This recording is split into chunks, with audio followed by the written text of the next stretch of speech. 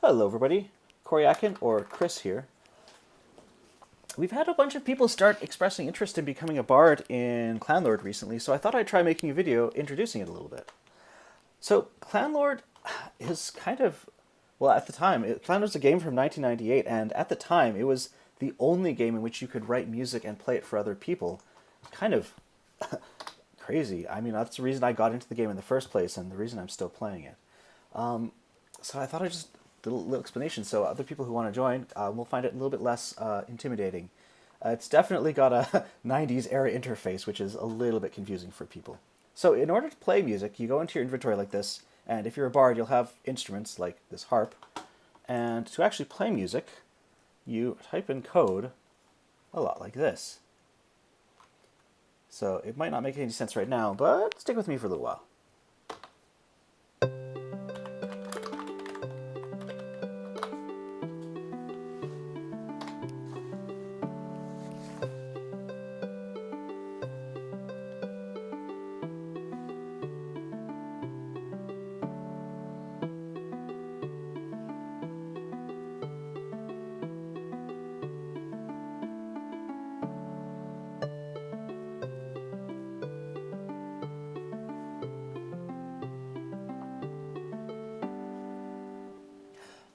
Ta-da! And that's how it works. There's all sorts of fancy toys nowadays, like music folders that you can use to automate it. But at the end of the day, we're playing music based off of letters, numbers, and symbols, which is really impressive that we can get so much out of a relatively limited system. I think originally this was designed for making custom ringtones for Nokia phones or something back in the day. I don't know. Anyway, so music, like I said, looks like this, or in a more organized manner, take a look over here. So these are two programs that do roughly the same thing. The bottom is Tune Helper. The top one is called Mtooth. They're both Mac only, and they're both like more than 10 years old, so I don't think they even work on Catalina at this point. So if you're not running on an old operating system like me, you're out of luck. Although one of the other people making the game, one of the people making a Java client, is working on another editor that we could use. So if you take a look over here, you'll notice we have letters between A and G, which are, of course, all the letters. Oh, Crank, go away. You're bothering me. Okay, let's just get out of here. And we have these slashes, which indicate which octave you're in, and then we have numbers afterward, which indicate a duration of time. There's also tempo up here. I put a little pause at the beginning because this program takes a little while to get the sound system running. Anyway, take a look down here. I'm going to play the exact same thing, and take a look at this keyboard down here and see what happens.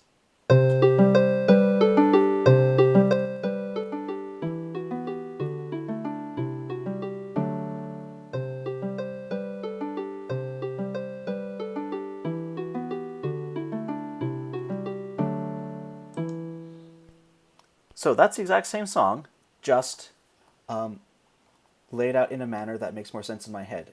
You can't have any carriage returns in the actual game, of course, because it'll be separate commands, but here it's fine.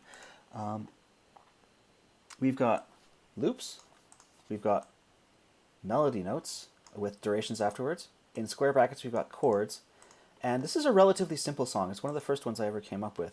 At a more complicated level, you can get some crazy things, though, which are lots of fun. How do you actually write music, though? If you're feeling brave, and you have one of these tools, you can actually write it using the text itself. I think Baraboo has this wonderful guide to how to write it. donaldsonworkshop.com/baraboo/cltf.html, which tells you about all the different notation stuff. If you go to my website, which is hosted in the same place, I believe. Yep, there we are. I actually have a bunch of other things. These are my songs. I have some guides for how to write things as well here. However, these are a little bit more advanced, so if you're not sure where to start, definitely start with Baraboo's one. All right, go away. If you don't want to write in this, or you're not on a Mac, there is still hope, there's still chances, and what you want to do is you want to use one of two kinds of programs. You can use a fancy schmancy digital audio workstation, or DAW, like I've got over here. where I'm using the piano roll notation, which is basically squares on a board. Remember how the available numbers to write in were over here? The numbers available are 1 to 9, so you can have G1, G2, G3, all the way up to G9. Over here, you could have a note as long as you want, but to make it right for Clanlord, you can't have anything longer than 9. So this is 8 right here. 1, 2, 3, 4, 5, 6, 7, 8. Technically, I could put it here, but 8's right for this particular piece. This one is 1, 2, 3, 4 long. This is 2 long. And that's all fine. The tempo up here is 140. You can go as low as 60. You can't go higher than 180. So if you think about it, it's kind of limited. You can't have tempo slower than 60 or faster than 180. You can't have notes shorter than, I mean, if this is a quarter note, then that would be a 16th note. You can't have notes longer than a half note. But at the same time, if you're clever about it, you can get an awful lot of stuff done. Those of you who play the game may recognize this piece. I'll just show you a piece that I wrote in how it looks in this particular format. Come back here. You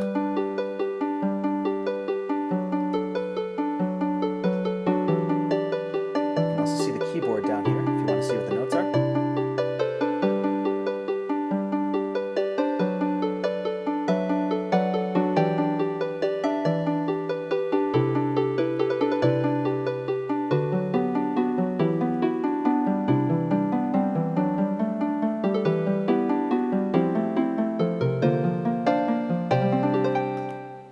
So you'll notice a couple of things. I don't have any notes lower than C2.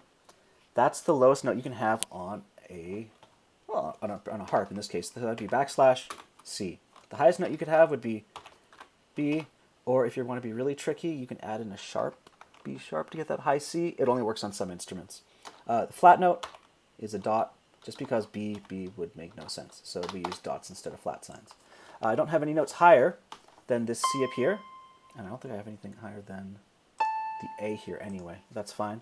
You know, even here, where I want to have that sort of glissando, the fast run, I don't know why I gestured in real life. You can't see it. I still don't have any notes faster than one block over here. If you're used to producing music on a situation like this, on a program like this, that's absolutely fine. If you aren't, something else that could work is a proper scoring program. Oop, stop that. So this is Sibelius 6, because again, I'm living in the past. If I wanted to write the same thing here, I'm on harp.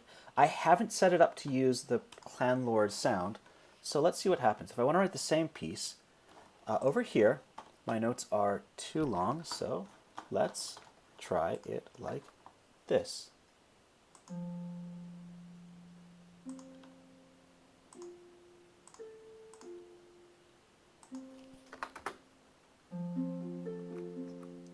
Why are you G sharp? Oh, right. But this is too slow, so I would have to turn this up to 140. And then, of course, you'll notice, of course, text here, excuse me, text here has no key signatures or anything like that. It does here, 4/4, and it does here as well. So for this particular piece, I actually need to change you to 3/4. And then that'll work.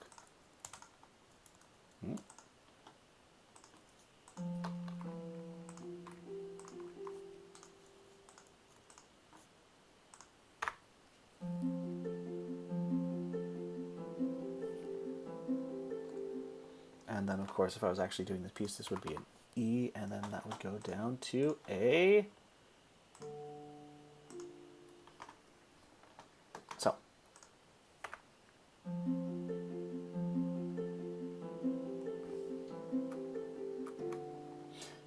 And then again, if I was doing the actual piece, I would, there's an E there as well. It doesn't matter. Anyway, limitations for here. Again, I can't have anything longer than a half note. I'd have to make that into a pause. But I could actually have 16th notes if I wanted to. So I could, let's turn that into a 16th note.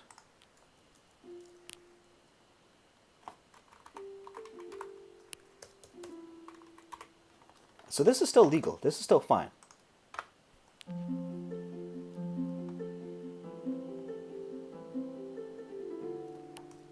That actually works. Maybe I should put that into the real piece. No, it's too late. So once you've got your piece written in whichever format you've got it in, what you want to do is you want to export it. It actually it has to be turned back into MIDI eventually. So for Sibelius, we just export as MIDI file. And of course, it popped in the window. Type 0 or type 1. I don't remember off the top of my head which you use, but that is which one you use. Same thing over here. I would cram these all into one MIDI file, and then I would export it as a MIDI file, which I think is in here somewhere. One track as all MIDI tracks as MIDI file. I would recommend you cram it all down onto one channel before you export it. You'll notice I've actually got 3 instruments, well technically 4 here. You can have up to 3 instruments playing at the same time. When you're putting them into the game, you have to treat each of them as though it's an entirely separate piece. And then you play them at the same time and they just happen to line up. But you do have to treat them as though they're separate pieces. I recommend exporting them separately. Once you've got them exported, you want to import them into one of your programs that will convert it into notation like this.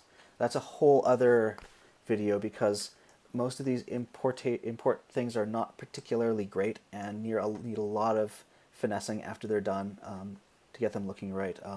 Among other things, you are limited by a character limit of a roughly 2,400 characters-ish. And you can sort of cheat that. In fact, you can cheat it an awful lot by using loops, and there's also multiple endings and stuff like that. You can get very, very fancy if you want to. But that's the basics. At the end of the day, it's really just about writing music. You can write music that's very, very simple if you want to. There's nothing wrong with that. That's how I started out. Or if you want to get really fancy, you can start doing crazy stuff, like this one. Oh, and since this is a learning video, this is for all of you. Take a look over here. Oh, sorry, this is what that thing would look like in color notation before I skip away from it.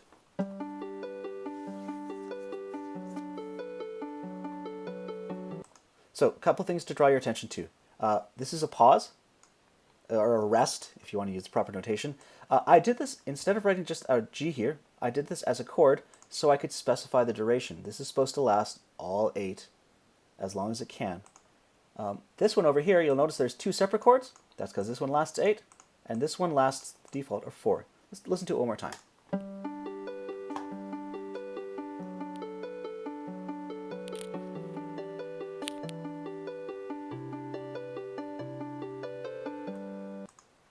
I mean, I've been doing this for, oh my gosh, 20 years now?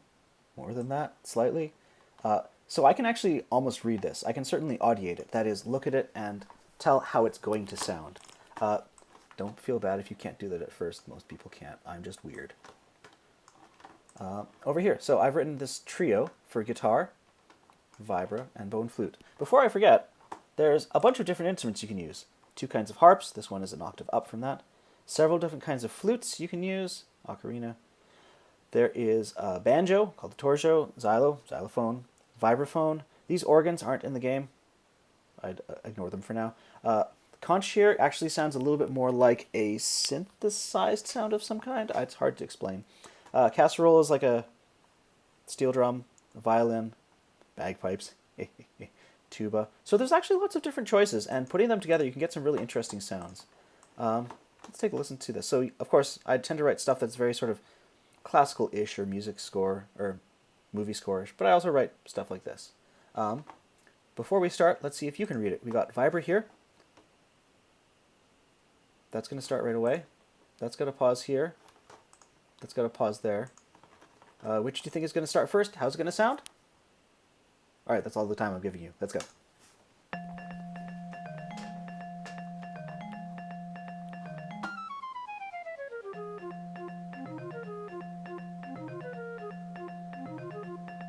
There's a loop here.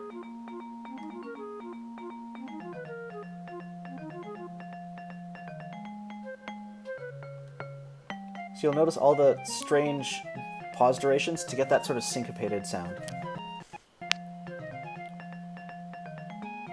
Same thing. There's a loop here, so that you're hearing the same thing twice, because of course it's blues. This 160 here, allows me to use sort of triplet feel, or in that case, a 4 in the time of 3 feel.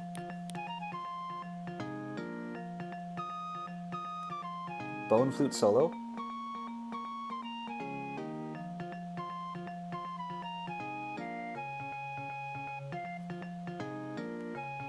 So you'll notice I went to 60 there to get the duration of 10 at 120. You can use, like I said, you can use some little tricks to get around the limitations.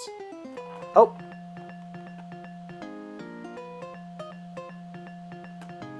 So this is the guitar solo. You'll notice that I've got the original thing still going on underneath, but I can't use the loop anymore because the part on top is all done in chords. And I'm totally lost as to where we are. Sorry. Oh, here are. 2, 3, 4. Sorry. Vibra player doesn't get a solo.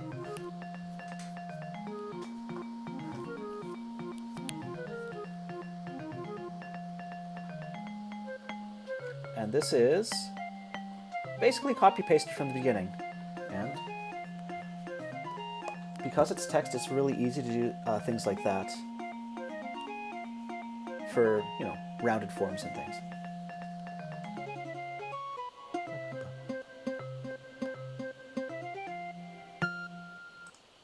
Cool.